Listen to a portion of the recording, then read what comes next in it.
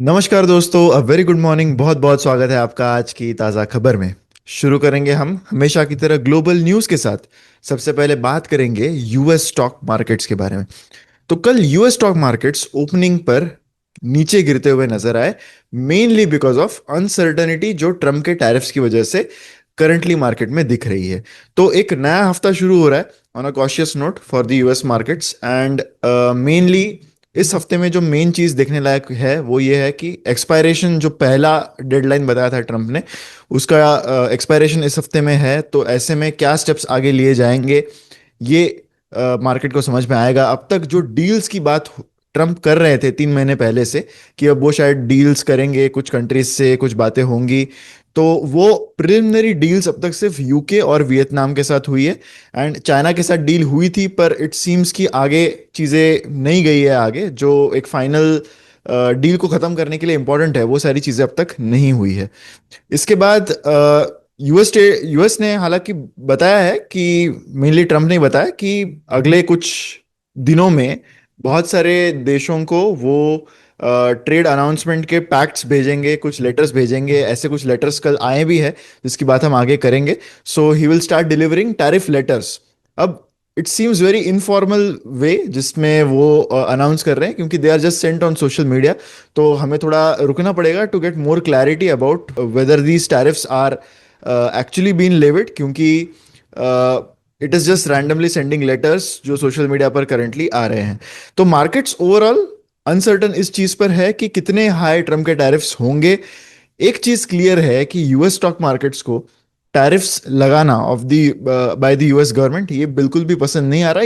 ये रिएक्शन हमने अप्रैल में भी देखा था, और वो जायज़ है, क्योंकि अगर टैरिफ्स लगाए जाते हैं तो कॉस्ट यूएस में बढ़ जाएगी, एंड बढ़ती हुई कॉस्ट बिल्कुल भी अच्छी नहीं है उनके कंपनीज के लिए।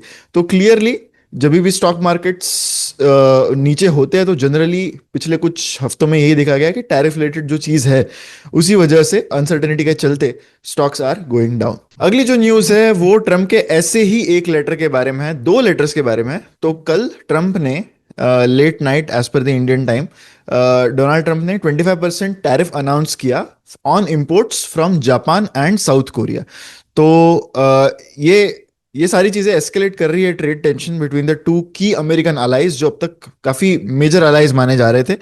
तो नियर आइडेंटिकल लेटर्स उन्होंने भेजे, वो सारे लेटर्स सोशल मीडिया पे भी आ गए थे। तो जापानीज प्राइम मिनिस्टर को भी उन्होंने भेजा और साउथ कोरिया के प्रेसिडेंट, दोनों को उन्होंने भेजा, ये कहते हुए कि जो ड्यूटीज है they will take effect on 1 अब तक व्हाइट हाउस ने इस पर ज्यादा डिटेल्स नहीं दी है कि कौन से गुड्स अफेक्ट होंगे, क्या रीजंस है ये टैरिफ्स के बारे में। तो लाइक आई सेड, एक बहुत ही इनफॉर्मल वे में टैरिफ्स का कम्युनिकेशन करंटली किया जा रहा है। अब इस पर क्लैरिटी हमें आने वाले कुछ दिनों में ही समझ में आएगी कि क्या इसके इफेक्ट्स रहेंगे। इंडियन इकोनॉमी की बात कर लेते हैं। सबसे पहले हम बात करेंगे कि इंडिया के एक्सपोर्टर्स का क्या लॉस हो सकता है, कंसिडरिंग कि यूएस और वियतनाम की एक प्रिलिमिनरी डील हो चुकी है। तो India stands to lose around $5 billion of exports अगर इंडिया की यूएस के साथ कोई डील नहीं होती at a lower tariff rate. तो $76 बिलियन के गुड्स इंडिया एक्सपोर्ट करता है टू द यूएस। 2023 में इतने एक्सपोर्ट हुए थे, उसमें से अराउंड 5.4 बिलियन जो है वो ओवरलैप करता है विथ वियतनाम एक्सपोर्ट बास्केट। तो वियतनाम भी जो चीज़ों का एक्सपोर्ट करता है और इंडिया भी करता है, दैट ये जो कॉमन चीजें है ये लगभग $5.4 बिलियन तक का एक्सपोर्ट मार्केट आता है। ये सजेस्ट करता है कि जो लिमिटेड एक्सपोजर है of the worst case scenario वो इंडिया के लिए इतना हो सकता है, कंसिडरिंग कि अब यूएस की वियतनाम के साथ डील हो गई है। तो यूएस, इंडिया और वियतनाम जो है वो 161 कॉमन प्रोडक्ट्स करंटली एक्सपोर्ट करते हैं यूएस को, जो वर्थ $5 मिलियन ईच है टू यूएस। जहां इंडिया के शिपमेंट्स करंटली सरपास करते हैं दोज ऑफ वियतनाम। पर अगर हम रियलिस्टिक थ्रेट मानने जाए यहाँ पर, तो इट इज एस्टिमेटेड कि लगभग इससे पोटेंशियल लॉस इंडिया का थोड़ा बहुत नैरो हो जाएगा टू अराउंड $350 मिलियन। तो वो इनिशियल आंकड़ा जो है उसके मुकाबले में जो एक पोटेंशियल लॉस हो सकता है, जहां पर क्लियरली वियतनाम के पास बहुत बड़ा एडवांटेज है कंसिडरिंग जो टैरिफ्स उन पर कम टैरिफ्स लगाए गए हैं। तो that is somewhere around $353 million. Largest threat अगर हम इंडस्ट्री स्पेसिफिक जाए कि वियतनाम की वजह से इंडिया की कौन सी इंडस्ट्री को सबसे ज्यादा थ्रेट है, तो उसमें आता है फ्रोजन श्रिम्प एंड प्रॉन के शिपमेंट्स, जहां पे मेजर थ्रेट यहां पर हो सकता है and could result in loss of $1.6 billion in this category alone. तो इसके अलावा और भी सेक्टर्स है जैसे कि किचन एंड टॉयलेट लाइनन, इसके अलावा ज्वेलरी, यहाँ पर भी थोड़ा बहुत एक्सपोजर इंडिया और वियतनाम का सिमिलर है compare to the exports that they are making to US.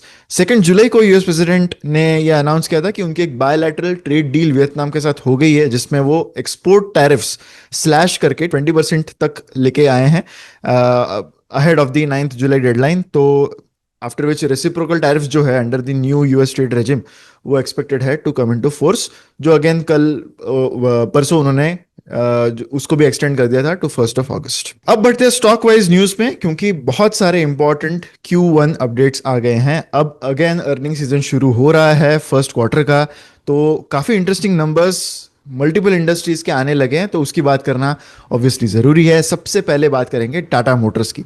तो JLR के नंबर्स टाटा मोटर्स ने रिपोर्ट किए हैं and disappointment in JLR continues. Q1 FY26 जो रहा उसमें JLR के सेल्स डिक्लाइन हुए हैं by 15% year on year, and premium models अब अकाउंट कर रहे हैं 77.2% of the overall wholesale mix. अगर पूरे होलसेल नंबर्स देखें जो अराउंड 87,000 यूनिट्स के हैं, तो वो 10.7% डाउन है एंड 21.7% डाउन है on a Q on Q basis.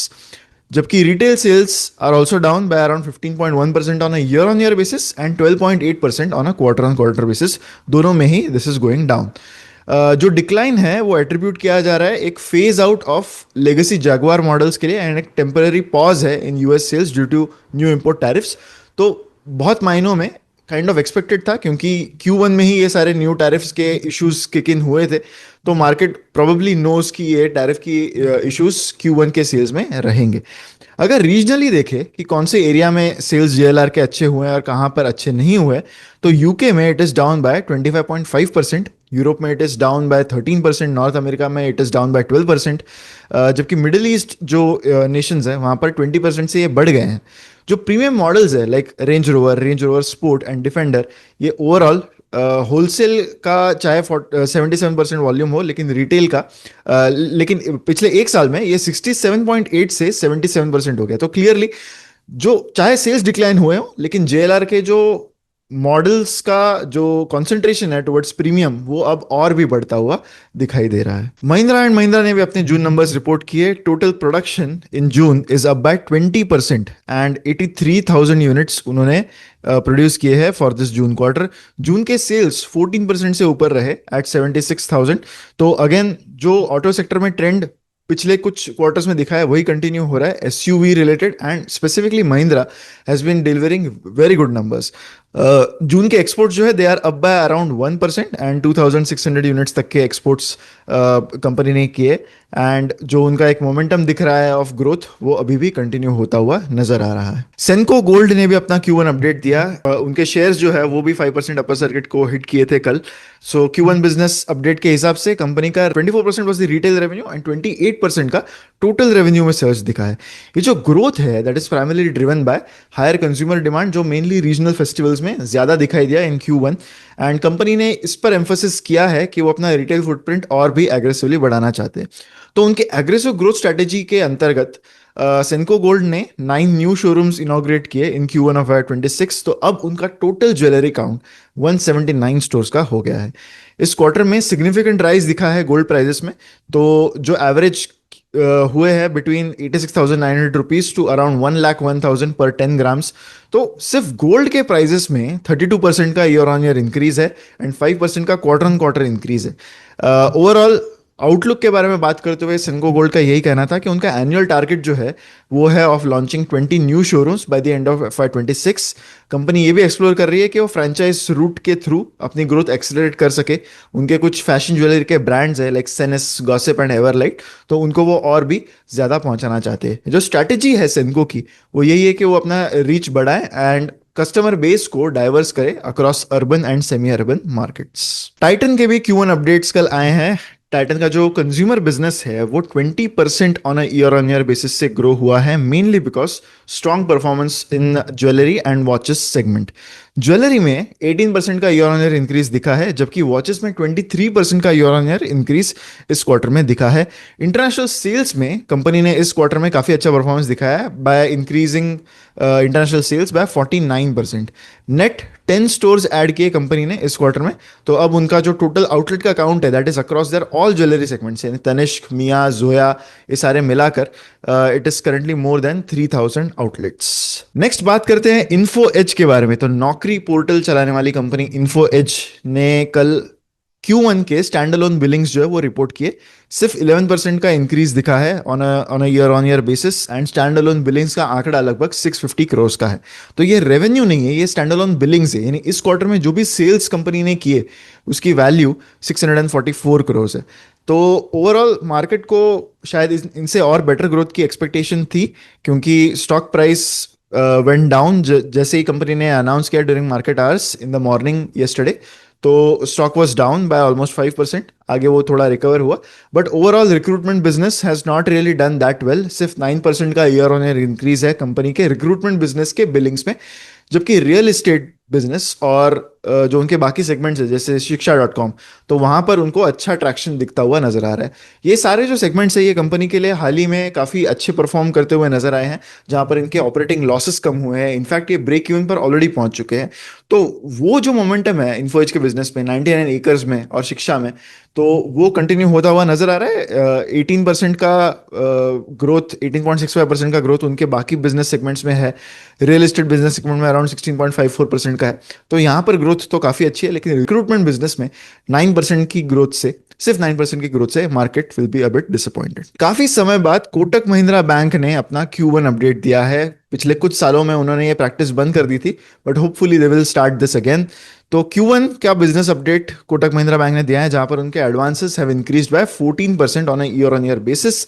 Deposit book 13% से बढ़ी है। सीक्वेंशियली भी अगर देखें तो lending activity was up by 4.2%, and ये आंकड़ा अब 4.27 लाख करोड़ के आगे पहुंच चुका है। अगर लाइबिलिटी साइड की बात करें तो कंपनी का जो end of period total deposits है वो 5 लाख करोड़ से भी ज्यादा है, which is up by 14.6%, and sequentially भी ये 2.8% हायर है। कासा डिपॉजिट्स की बात करें तो यहाँ पर आंकड़ा उतना अच्छा नहीं है। मेनली एक टेम्पर्ड ग्रोथ दिखी है यहाँ पर। एवरेज कासा डिपॉजिट जो है वो सिर्फ 4.2% से बढ़ा है इस क्वार्टर में। इसी के साथ हमारी न्यूज जो है वो यहीं पर खत्म होती है। अब बढ़ते हैं हमारे फाइनल सेक्शन पर, यानी बिलीव इट और नॉट सेक्शन पर। तो आज का बिलीव इट और नॉट है अबाउट यूएई। कल सोशल मीडिया पर इसकी बहुत सारी चर्चा हुई है, और वो है यूएई का नया nomination based golden visa for Indians. तो इंडियंस के साथ साथ बाकी नेशनलिटीज के लिए भी है। तो एक गोल्डन वीजा का कंसेप्ट यूएई गवर्नमेंट ने इंट्रोड्यूस किया है, जिसमें आपको इन्वेस्टमेंट करने की जरूरत नहीं है टू गेट अ वीजा, जो जनरली बहुत कंट्रीज में होता है। यूएई का खुद का भी एक ऐसा वीजा होता है जहां पर आपको लगभग 4 करोड़ की इन्वेस्टमेंट करनी है एंड आपको एक वीजा मिल जाएगा।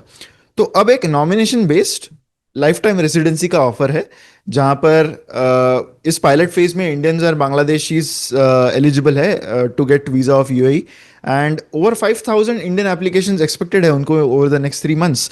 तो खास बात इसकी ये है कि they are advertising it as a very low cost visa, क्योंकि आपको लगभग अप्रोक्सीमेटली 23 लाख रुपीज लगेंगे to get a one time fee, which is in the form of one time fee, जिसमें आपको यूएई का वीजा मिलेगा। इसके लिए कोई इन्वेस्टमेंट नहीं करनी है, कोई प्रॉपर्टी परचेज रिक्वायर्ड नहीं है। तो ये अनाउंसमेंट होने के बाद ही सोशल मीडिया पर बहुत डिस्कशंस होने लगे, बहुत सारे इन्फ्लुएंसर्स इसमें इन्वॉल्व हुए, एंड इस पर काफ़ी सारी चर्चा हो रही है।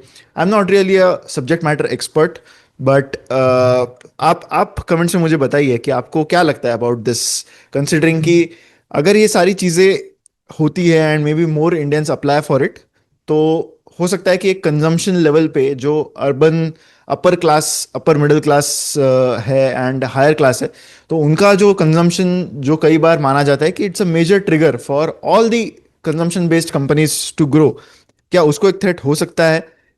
तो आपके थॉट्स मुझे जरूर बताइएगा कमेंट सेक्शन में कि what do you think of this golden visa for Indians that UAE is giving. इसी के साथ हमारी आज की न्यूज़ यहीं पर ख़त्म होती है। अगर आपको वीडियो अच्छा लगा है तो वीडियो को लाइक ज़रूर कीजिए एंड शेयर भी करें विथ मैक्सिमम पीपल। हमारे चैनल पर ऐसे ही वीडियोस के लिए बने रहें। हमारी वेबसाइट investjadnya.in को विजिट करना मत भूलिए। MP50 ये कूपन कोड यूज करने पर आपको स्टॉकोमीटर, फंडोमीटर, मॉडल पोर्टफोलियो जैसे हमारे जो सारे मेन प्रोडक्ट्स हैं उन पर 50% का डिस्काउंट मिलेगा। MP50 ये कूपन कोड याद याद रखिएगा एंड इसको ज़रूर यूज़ करें अगर आपको हमारे प्रोडक्ट्स अच्छे लगते हैं, जिनको आप देखने के लिए विजिट कर सकते हैं investitnya.in। मिलते हैं अगले वीडियो में। Thank you so much.